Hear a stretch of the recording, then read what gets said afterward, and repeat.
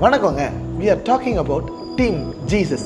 Team அப்படின்னு சொன்னாலே நம்ம எல்லாருக்குமே நம்ம கிரிக்கெட் டீம் தாங்க ஞாபகம் வருது. அதுவும் நம்ம தலை டோனி கேப்டனாக இருக்கிறது தான் நம்ம எல்லாருக்குமே ஞாபகத்துக்கு வருது. அவர் கேப்டனாக இருக்கப்போ பர்ஃபெக்டாக சூஸ் பண்ணி யாரை போலிங் போட வைக்கணும், எங்கே ஃபீல்டிங் நிற்க வைக்கணும், யாரை பேட்டிங் ஆட வைக்கணும்னு சொல்லி வேறு லெவலில் சூஸ் பண்ணுவாருங்க.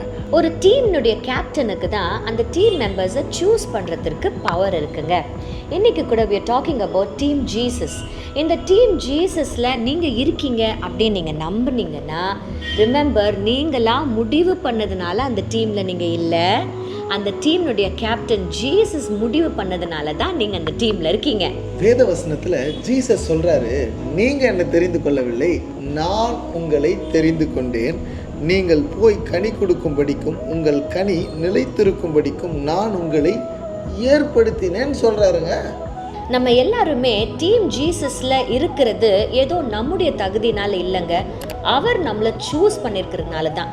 இது எவ்வளோ பெரிய பாக்கியம்.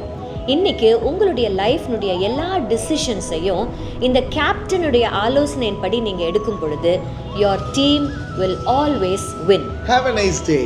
God bless you.